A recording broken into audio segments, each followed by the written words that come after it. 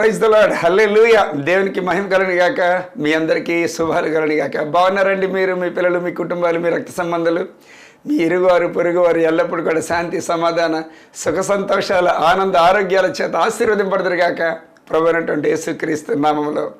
మంచిది ప్రియులారా, గత వారం నుంచి ఈ వారం వరకు మనందరినీ కూడా తన రెక్కల చాటును భద్రపరిచి ఆనందాన్ని ఇచ్చి ఆరోగ్యాన్ని ఇస్తూ సజీవ లెక్కలో ఉంచినటువంటి దేవాతి దేవునికే సమస్త మహిమ ఘనత ప్రభావం కలుగును గాక. మంచిది ప్రియులారా, మీరు చేస్తున్న ప్రార్థనలన్నిటిని బట్టి నా కొరకు ప్రత్యేకంగా చూపుతున్నటువంటి మీ ప్రేమను బట్టి లెక్కకు మించిన కృతజ్ఞత స్తుతులు దేవునికి చెల్లిస్తున్నాను. మీకు వందనాలు చెల్లిస్తున్నాను హృదయపూర్వకంగాను. మంచిది ప్రియులారా, చాలా సంతోషం. రండి ఒక పాట పాడి దేవుని మహింపరచుకుందాం.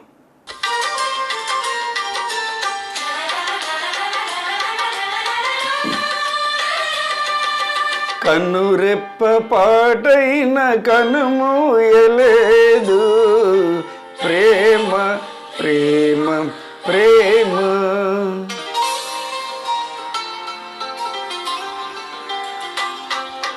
కన్నురెప్ప పాటైన కనుమూయలేదు, ప్రేమ ప్రేమ ప్రేమ.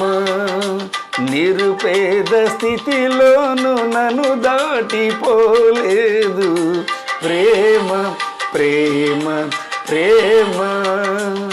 పగలు రేయి పలకరిస్తోంది, పరమును విడిచి నన్ను వరించింది. పగలు రేయి పలకరిస్తోంది, పరమును విడిచి నన్ను వరించింది. కలువరిస్తోంది ప్రేమ, ప్రాణమిచ్చిన కలువరి ప్రేమ. కనురెప్ప పాటైన కనుమూయలేదు, ప్రేమ ప్రేమ ప్రేమ.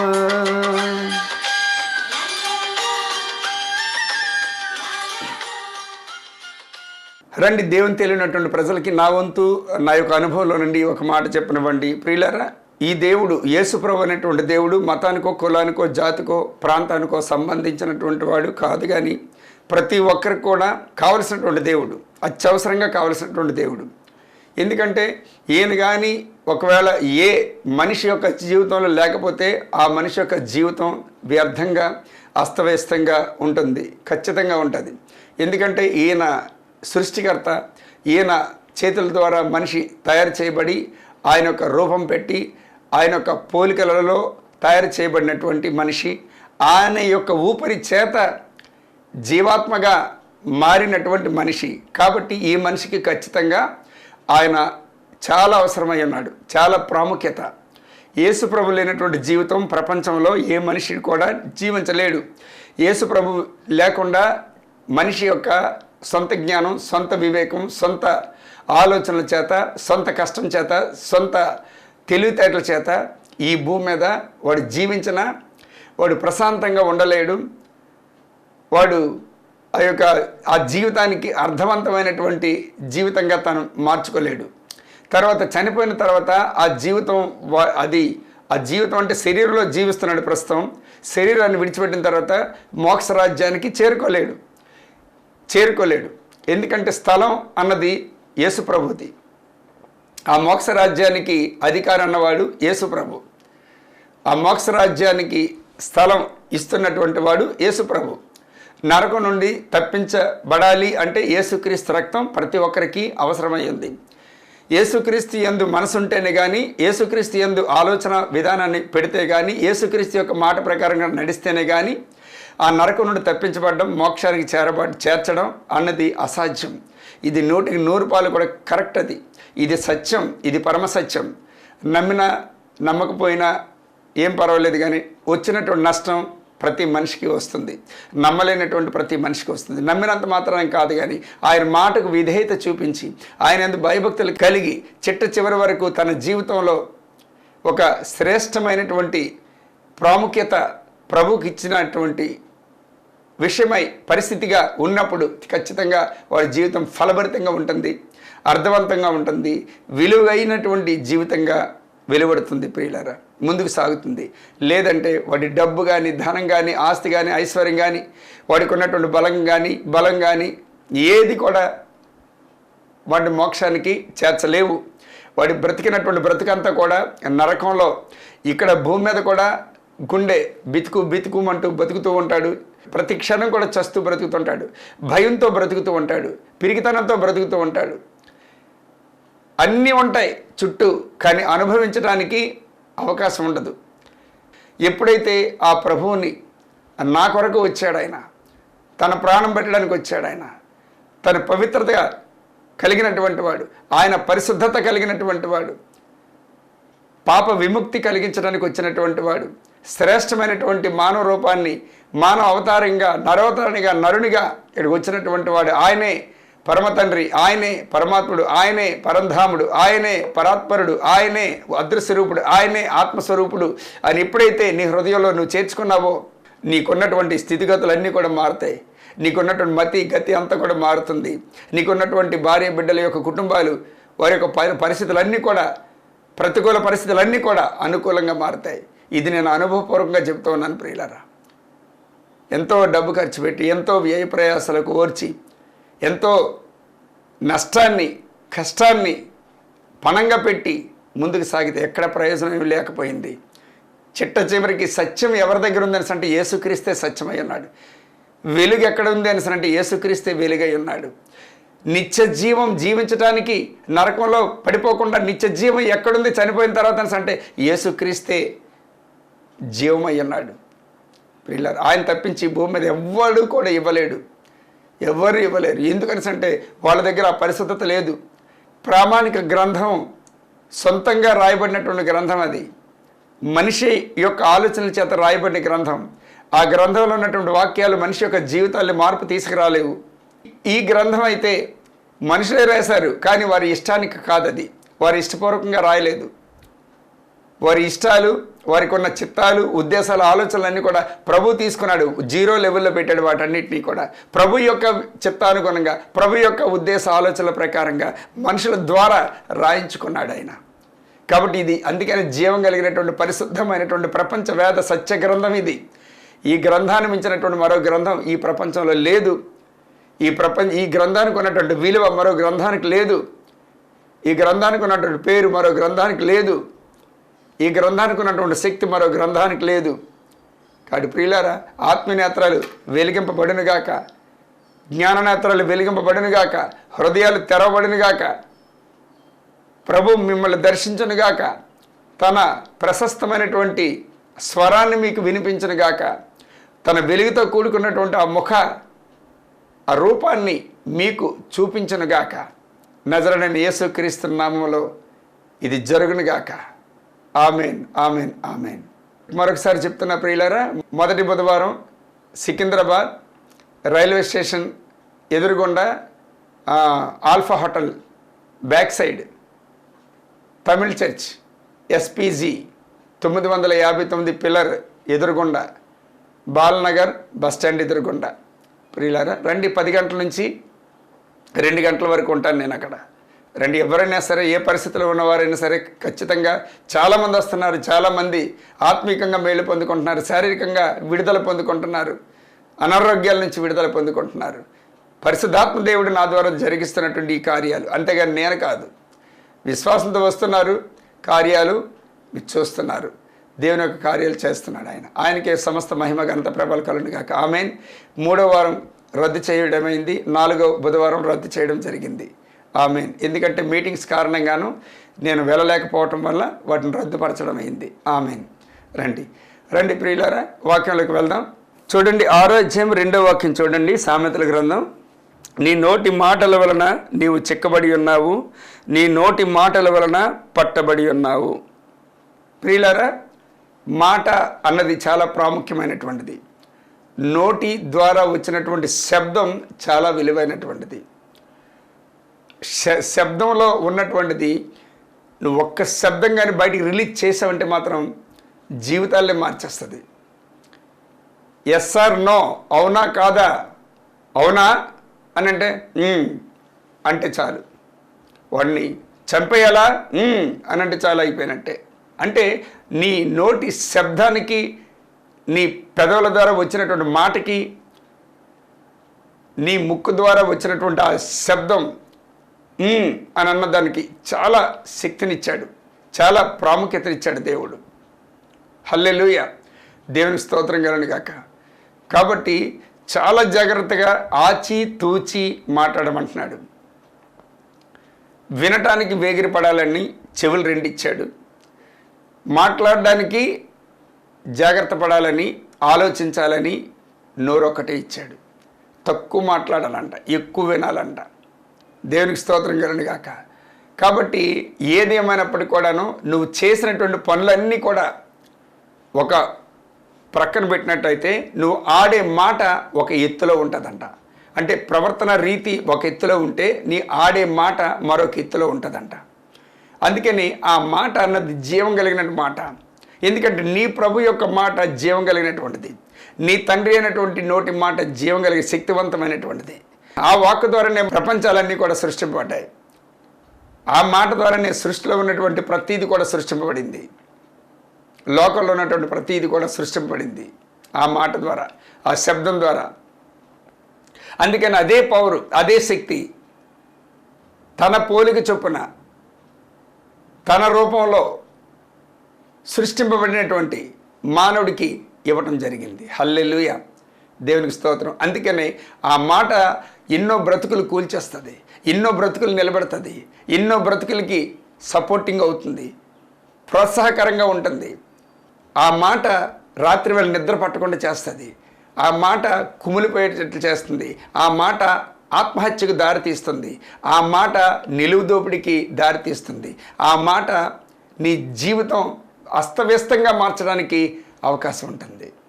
ఆ మాట పై స్థాయికి తీసుకెళ్ళడానికి అవకాశం ఉంటుంది, లేదంటే కుదేలు చేయటానికి, అంటే పాతాళానికి, అధపాతాళానికి అణగద్రొక్కటానికి కూడా అవకాశం ఉంటుంది. అదే మాట అంత ప్రాముఖ్యత, అంత శక్తి, అంత ప్రభావాన్ని దేవుడు నీకు నాకు ఇవ్వటం జరిగింది. అందుకనే ఆయన అంటాడు కదా, ఆయన పాపము చేయలేదు, ఆయన నోటను ఏ కపటమును కనబడలేదు. 23, ఆయన దూషింపబడి బదులు దూషింపలేదు. కళ్ళు గురించి చెప్పలే, చేతుల గురించి చెప్పలే, కాళ్ళ గురించి చెప్పలే, చెవుల గురించి చెప్పలే, నోరు గురించి ప్రత్యేకించి చెప్పాడు. నోటి ద్వారా వచ్చినటువంటి మాట అంటే నిప్పు చిన్నదే కానీ అది అడివంతా కూడా తగలబెట్టేస్తుంది అని చెప్పేసి ఇక్కడ మన యాకోబు పత్రిక 3వ అధ్యాయంలో సెలవిచ్చాడు ఆయన. 3:5లో నిప్పు చిన్నదే మొత్తం అడివంతా తగలెట్టేస్తుంది, నాలుగు చిన్నదే మొత్తం బ్రతుకులు కూల్చేస్తుంది. నాలుగుతో వచ్చినటువంటి మాట బ్రతుకుని విడదీసేస్తుంది, భర్త భార్యల మధ్య వివాదాలు, విరోధాలు, మనస్పర్ధలు తీసుకొస్తుంది మాట. అందుకే నువ్వు వాడే మాట చాలా జాగ్రత్తగా ఉండాలి సుమి. నువ్వు వాడే మాట చాలా జాగ్రత్తగా ఉండాలంట, ఆచితూచి మాట్లాడంట. నీ మాట అవతల వాళ్ళకి అనుగుణంగా ఉండాలంట, నీ మాట ఉప్పు వేసినట్టుగా ఉండాలంట, నీ మాట రుచికరంగా ఉండాలంట. అవతల వాళ్ళు మాట్లాడిన మాటలన్నీ కూడా విన్న తర్వాత నువ్వు మాట్లాడాలి. అప్పుడే చాలా అర్థవంతంగా, చాలా విలువగా ఉంటుంది. నీ మాట ఒక ఓదార్పునిస్తుంది, నీ మాట ఒక ధైర్యాన్ని ఇస్తుంది, నీ మాట శక్తిని విడుదల చేస్తుంది, నీ మాట ప్రభావితం చేస్తుంది బ్రతుకుల ద్వారా. అందుకని నోరు మంచిదైతే ఊరు మంచిదంటారు. హల్లెలూయా, దేవునికి స్తోత్రం కలుగును గాక. అందుకే నాలుకని అదుపులో ఉంచుకోరే అని అంటాడు, నాలుకని అదుపులో ఉంచుకోమంటాడు. హల్లెలూయా. కాబట్టి క్రైస్తవ జీవితానికి నాలుక అన్నది చాలా ప్రాముఖ్యమైంది. అందుకని ఈ దేవుడిని తెలియకుండా ఉండేటప్పుడు మనం ఎన్నెన్నో మాట్లాడతాం, ఎంతో మందిని మనం ఉసురు పెడతాం, ఎంతోమందిని బాధ పెట్టేటువంటి మాటలు, ఎంతోమందిని వేలెత్తి చూపించేటువంటి విమర్శకు మాటలు తెలియకపోవటం వల్ల. అందుకని నీ జీవితం వెలుగులోకి వచ్చింది కాబట్టి నీ మాటలు తూకంలో వేసి కొలతలు కొలిచేటట్లు ఉండాలంట, బరువుతో తూగించేటట్లు ఉండాలంట, అందరికీ ఆహ్లాదకరంగా వినటానికి వినసొంపుగా ఉండాలంట. అందుకని లోక సామెత ప్రకారంగాను మౌనం బంగారం, మాట వెండి అని అంటారు. హల్లెలూయా. మౌనంగా వీలైనంత వరకు మౌనంగా ఉండడం బెస్ట్ అంట. అందుకని దేవుని సన్నిధిలో నువ్వు మౌనంగా ఉంటే దేవుడిని స్తుతించటే అని అంటాడు ఇక్కడ. హల్లెలూయా. చూడండి, యాకోబు పత్రిక 3వ అధ్యాయం 5 నుంచి అలా చదువుతుంటే ఎంత చక్కగా ఆయన రాసుకొచ్చాడు పరిశుద్ధాత్మ దేవుడు. కాబట్టి అన్నీ చేస్తాం, చాలామంది అన్నీ త్యాగాలన్నీ చేస్తారు, కష్టమంతా కూడా చేస్తారు, ఒక్క మాటలతో విలువంతా పోగొట్టుకుంటారు. మేళ్ళు ఉపకారాలు అన్నీ చేస్తారు, నేనే చేశాను చెప్పి బయట చెప్పుకుంటారు. ఫినిష్ అయిపోయినట్టే. చేసిన తర్వాత కామ్గా ఉండు, మౌనంగా ఉండు.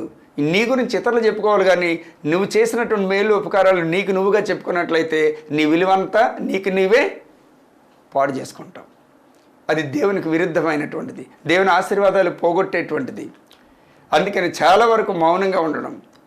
చూడండి, ఒక వ్యక్తి అజ్ఞానం అయినప్పటికీ వాడు మౌనంగా ఉంటే వాడు జ్ఞానిగా పరిగణింపబడతాడంట సమాజంలో. నోరిప్పాడు అంటే వాడికి ఉన్నటువంటి తెలివితేటలు, జ్ఞానం ఎంతో, తెలివైనవాడా తెలివి కానివాడా, జ్ఞానవంతుడా అజ్ఞానవంతుడా, విలువైనవాడా విలువ కానివాడా, అంతా కూడా క్యాలిక్యులేషన్ చేసి వచ్చంట వాడు ఆడే మాటను బట్టి. హల్లెలూయా. రూపాన్ని బట్టి మనిషి యొక్క మనస్తత్వాన్ని మనం అంచనా వేయలేము, కానీ మాట ఎప్పుడైతే ఆడతాడో ఆ మాటను బట్టి వాడి యొక్క వ్యక్తిత్వం, వాడి యొక్క మనస్తత్వం, వాడి యొక్క జీవిత విధానం, రాబోయేటువంటి ఫ్యూచరు మొత్తం అన్నీ కూడా జాతకం చెప్పేవచ్చంట. హల్లెలూయా. అంత పటిష్టమైనటువంటిది, అంత శ్రేష్టమైనటువంటిది నీ మాట నా మాట, దేవుడు మనకు అనుగ్రహించినటువంటి ఆ మాట. అందుకని అదే నోటితో నువ్వు ఇతరుల్ని శపిస్తావు, అదే నోటితో నీ తండ్రి అయినటువంటి దేవుని పోలికగా పుట్టినటువంటి, దేవుని రూపం పెట్టబడినటువంటి ఆ మానవుడిని నువ్వు శపిస్తావంట. అది ఎంతవరకు న్యాయం? కాబట్టి ఒకే సెలలో ఉప్పు నీరును తీయ నీరును ఊరవు కదా.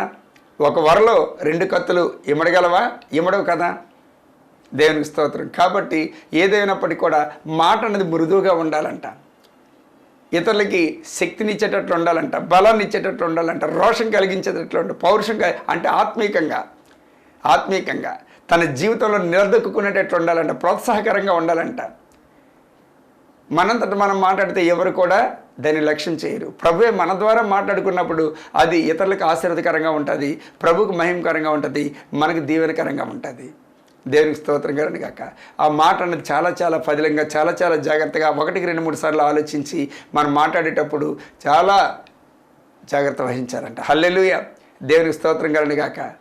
కాబట్టి మాటలులోనే, అందుకనే నువ్వు మాట్లాడేటప్పుడు ఇతరులని నువ్వు ఎప్పుడు కూడా వీలైనంత వరకు పాజిటివ్గా మాట్లాడాలి. ఏ మాటలు కూడా నువ్వు నెగిటివ్ సెన్స్లో తీసుకురాకూడదు. నీ మాటలు వింటుంటే వినబుద్ధిగా ఉండాలంట, వినసొంపుగా ఉండాలంట, ఆహ్లాదకరంగా ఉండాలంట, అందంగా ఉండాలంట, ఒక జీవితాన్ని నిలబెట్టేటట్టు ఉండాలంట.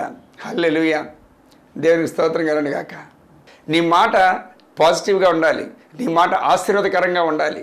నీ పిల్లలను దీవించు, నీ కుటుంబాన్ని దీవించండి, మీ బంధువులను దీవించండి, శత్రువుని దీవించండి, స్నేహితుడిని దీవించిన అవసరం లేదు. స్నేహితుడు ఎప్పుడు కూడా మన వైపు ఉంటాడు, కానీ శత్రువు మన వైపు రావాలంటే మనం పాజిటివ్గా ఉండాలి. వాడికి ఎగనెస్ట్గా ఉండకూడదు, వాడికి వ్యతిరేకంగా ఉండకూడదు, వాడి కోపం వచ్చేటట్లు మాట్లాడకూడదు. చాలామంది సూటిపోటి మాట్లాడుతుంటారు. ఎక్కువగా ఇళ్లలో అత్త కోడలకి సూటిపోట్ల మాటలు జరుగుతుంటాయి. ఈ కోళ్ళ మీద కుక్కల మీద తిడుతుంటారు. పల్లెటూళ్ళలో అయితే వాళ్ళని డైరెక్ట్గా అనలేక ఇండైరెక్ట్గా మాట్లాడుతుంటారు. కోడల గురించి మాట్లాడాలన్నా, లేకపోతే అత్తను తిట్టాలన్నా ఇలాగనమాట. ఈ పోరాటాలు ఎక్కువ. నో, అది కాదు. ఇక్కడ దేవుడు ఏమంటున్నాడు అంటే, నువ్వు ఆ మాటలు ఆడి ఇతరులు బాధపరిచినటువంటి పరిస్థితి పోయింది. ఈ రోజున నువ్వు ఒక వెలుగైనటువంటి స్థితిలోకి వచ్చావు, ఒక విలువైనటువంటి పరిస్థితిలోకి వచ్చావు. నువ్వు అందరినీ ఆశీర్వదించడానికి వచ్చావు, అందరినీ క్షమించడానికి నిన్ను దేవుడు తీసుకొచ్చాడు, నేను తీసుకొచ్చాను నాన్న. అందరినీ ఓదార్చడానికి, అందరినీ బలపరచడానికి నీ మాట ఉండాలి. నేను నీ ద్వారా మాట్లాడుకోవడానికి నీ నోరు నా బోరగా నేను వాడుకుంటాను. కాబట్టి ఎప్పుడు కూడా మాట్లాడే ముందు నువ్వు నన్ను అడుగు, లేకపోతే నా మీద మనసు పెట్టు, అప్పుడు నేను ఆశీర్వదిస్తాను. నీ నోటిని బోరగా వాడుకుంటాను. నీ నోటి ద్వారా అనేక మందిని దీవిస్తాను, అనేక మందిని ఆశీర్వదిస్తాను. నీ నోటి మాట ద్వారా అనేకమైనటువంటి భయంకరమైనటువంటి పరిస్థితిలో ఉన్నటువంటి వారిని తప్పిస్తాను. నేను చనిపోయినటువంటి వారిని సైతం నీ మాట ద్వారా పైకి లేపుతా నేను అని చెప్పేసి అంటాడు. దేవుని స్తోత్రం కలుగును గాక. హల్లెలూయా. ఖచ్చితంగాను యేసు నామములో లెమ్మని నీకు ఆజ్ఞాపిస్తానని అంటే లేవాల్సిందే, పొమ్మని ఆజ్ఞాపిస్తానని అంటే పోవాల్సిందే. అంత విలువైనటువంటిది అన్నమాట. దేవునికి మహిమ కలుగును గాక. హల్లెలూయా. మాటలు అంత జాగ్రత్తగా ఉన్నటప్పుడు మన బ్రతుకు కూడా ఫలింపు బ్రతుకుగా ఉంటుందంట, విలువైన బ్రతుకుగా ఉంటుందంట. మన మాటను బట్టి మన యొక్క జీవితానికి గొప్ప వెలుగు వస్తుందంట, చాలా గౌరవాన్ని ఇస్తారంట. మరి చాలా జాగ్రత్తగా మాట్లాడాలరా అని మాట్లాడేటువంటి తీరు తెన్నులు. ఎందుకంటే దేవుని యొక్క శక్తి, దేవుని యొక్క ప్రభావం, దేవుని యొక్క వెలుగు, దేవుని యొక్క సన్నిధి, దేవుని యొక్క తోడు, దేవుని యొక్క నడిపింపు, దేవుని యొక్క ఉన్నతమైనటువంటి శ్రేష్టమైనటువంటి ఆశీర్వాదాలకు మనం పాత్రలమై ఉన్నాము. ఆశీర్వాదాలతో నింపబడి ఉన్నాము కనుక ఇతరులకి దీవెనకరంగా, ఆశీర్వాదకరంగా, మాదిరికరంగా ఉండేటప్పుడు దేవునికి మహిమ, మనకు ఆశీర్వాదం, ఇతరులకి దీవెన. హల్లెలూయా. అపవాది గడి సిగ్గు, గలగల గలగల గలగల. చాలామంది ఎక్కువ మాట్లాడుతుంటారు, అర్థం కాకుండా మాట్లాడతారు, సందర్భం లేకుండా మాట్లాడుతుంటారు. అది ఎవరికీ అర్థం కాదు. అప్పుడే వాడి విలువని కోల్పోతాడు, అప్పుడే వాడిని చిన్న చూపు చూస్తారు ఇతరులు. దేవుని స్తోత్రం కలుగును గాక. ఎంతైతే నువ్వు మౌనంగా ఉంటావో అంత విలువగా ఉంటుంది నీకు. ఎంతైతే ఆచితూచి మాట్లాడతావో అంత గౌరవం నీకు ఇస్తుంది సమాజం. దేవునికి మహిమ కలుగును గాక. హల్లెలూయా. మాటలనే విత్తనాలు మన హృదయమైన నేల మీద నాటిపించే సాయని నీరు పోసి పాడిగట్టి ఫలింపు చేయను గాక యేసు నామములో. ఆమేన్, ఆమేన్, ఆమేన్. రండి ప్రియులారా, ఈ హైదరాబాద్లో ఉన్నటువంటి మియాపూర్ అనేటువంటి ప్రాంతంలో ఉన్నటువంటి ఈ సహోదరి గారు చెప్తున్నటువంటి ఈ యొక్క సాక్ష్యాన్ని మనం విని దేవుని మహింపరచుకుందాం. అందరికీ వందనాలు, దేవుని స్తోత్రం అండి. పేరు నాది ఆదిలక్ష్మి అండి. అయితే మేమేమో ఇలా హాస్పిటల్కి వెళ్ళానండి. హాస్పిటల్కి వెళ్తే మొక్క తీయాలమ్మా, పైకి పంపాలని అన్నారు తల్లో పుండు వల్ల. ఆయన పంపిస్తే అక్కడికి వెళ్ళిన తర్వాత వచ్చానండి హాస్పిటల్ నుంచి. ఇంటికి వచ్చి రాగానే అందరూ బెంగతో ఉన్నారండి, మామూలుగా కాదు. క్యాన్సర్ అంటే క్యాన్సర్ అన్నారండి మా తమ్ముళ్ళు అందరూనండి. అంటే సరే, మా చిన్న పాప ఏడుతుంది, అమ్మ నీకు క్యాన్సర్ అంట అమ్మ, అమ్మ మీరేం భయపడద్దు దేవుడు ఉన్నాడు అని వచ్చేసానండి. మామూలుగా ఈయనకు కూడా చెప్పలేదండి. అయితే ఇంటికి వచ్చిన తర్వాత పడుకుంటే ఏంటమ్మా బాధపడుతున్నావు అని అన్నారండి మా ఆయన గారు. అప్పుడు ఏం కాదమ్మా, ఏం కాదు అని అన్నాను. వస్తున్నారు వెళ్తున్నారు, అందరూ చూస్తున్నారండి జంటలుగా. ఒకళ్ళు కాదు, ఎప్పుడు బాగోపోతే ఒక్కొక్కరే వచ్చి అందరూ జంటలుగా వస్తున్నారు. ఏంటి అందరూ జంటలుగా వస్తున్నారు, నాకు ఏదో అయిపోతుంది అని చెప్పలేని బాధ అండి. అయితే మా మధ్యగారు సీను నన్ను చూస్తాకు వచ్చి ఆ పిల్లోడు అన్నాడు, పోతున్నా నీకు ఏం కాదు, నువ్వు కంగారు పడకు, నేను ప్రార్థన చేస్తాను అయ్యగారితో. ఎస్ఎస్ రావు గారు ఉన్నారా విశాఖపట్నాన్ని, అక్కడి నుంచి నీకు ప్రార్థన చెబుతాను, ఒకసారి ఫోన్ ఎత్తితే కనుక నువ్వు ప్రార్థన చేయించుకుంది కానీ అని ఫోన్లో పెట్టండి. మీది ఫోన్ చేయించారండి. ఫోన్ చేపిస్తే ఆ ఫోన్ మాట్లాడుతున్నప్పుడు రింగ్ అయిన తర్వాత 2 నిమిషాలకి ఎత్తారండి అయ్యగారు. ఎత్తి ఏంటమ్మా అని ప్రాబ్లం అంటే ఇలాగ మొక్క తీసి పంపారండి అయ్యగారు. ఆ మొక్క ఎలా వస్తుందో తెలియదండి. అమ్మ నువ్వేం కంగారు పడక, నీ మొక్క నా చేతిలో ఉంది, నువ్వు అసలు ఏం కంగారు పడకలేదు, నీకు నయం అయిపోయింది, నీకు నేను ప్రార్థన చేస్తున్నాను అన్నారా. కట్ అయిపోయిందండి. మొక్క పైనుంచి వచ్చిందండి. వచ్చి నార్మల్ రిపోర్ట్లు వచ్చినాయండి. అందరూ ఊపిరి పీల్చుకున్నాండి. పిల్లలకు కూడా చెప్పాను కంగారు పడద్దమ్మా అని, అందరూ ఆనందపడ్డారు. మీ వాక్కు నేను వింటున్నానండి, నీళ్ళు దగ్గర పెట్టుకుని తైలం దగ్గర పెట్టుకునండి, అప్పటి నుంచి మీ వాక్కు వింటున్నాను. అదే అండి. దేవుడి సాక్ష్యాన్ని దీవించి ఆస్వాదించిన గాక. ఆమేన్. మంచిది ప్రియులారా, మొదటి బుధవారం Tamil church Secunderabad SPG 959 pillar ఎదురుగుండా ఉంటుంది, బాలనగర్ బస్ స్టాండ్ ఎదురుగుండా. ఇది alpha hotel back side, Secunderabad నుంచి రైల్వే స్టేషన్ నుంచి బయటకు వచ్చేటప్పుడు ఆల్ఫా హోటల్ బ్యాక్ సైడే ఉంది అది. ఓకే. అలాగే రెండో బుధవారం Vijayawada Sitara centre modern max tea stall ప్రక్కనే, అక్కడ టెంటేస్ ఉంటుంది, అక్కడ ఫ్లెక్సీ కూడా నాది ఉంటుంది. మూడో బుధవారం 4వ బుధవారం క్యాన్సిల్ అయింది ప్రియులారా. ఈ యొక్క మీటింగ్స్ కారణంగాను, సువార్త సభల కారణంగాను క్యాన్సిల్ అవ్వటం జరిగింది. దయతో క్షమించండి. అందుకే అత్యవసర పరిస్థితి అయినట్టయితే ఖచ్చితంగా మీరు ఫోన్ చేసి చేయించుకొని మంచి స్వస్థత పొందుకోండి. దేవుని స్తోత్రం కలుగును గాక. రండి ప్రియులారా, ప్రార్థన చేసుకుందాం. మహిమ ఘనత ప్రభావం పొందుకున్న మా తండ్రి, మీకు లెక్కకు మించిన కృతజ్ఞతలు చెల్లిసు ప్రభా. ఈ దినాన్ని తండ్రి ప్రభా, నాయన ఎంతమంది అయితే నీ మాటలు వినడానికి, నీ ఆశీర్వాదాలు పొందడానికి, నీ దీవెనలతో నింపబడడానికి, అద్భుతమైనటువంటి ఆశ్చర్యకార్యాలు నాయన చూడడానికి ఎదురు చూస్తూ ఉన్నారు, వారందరినీ కూడా నీ చేతులకు అప్పచెప్తున్న ప్రభా. నజరేయుడైన యేసు క్రీస్తు నామములో ఇప్పుడే నీ పునరుత్థాన బలం వారిలోనికి ప్రవేశించును గాక.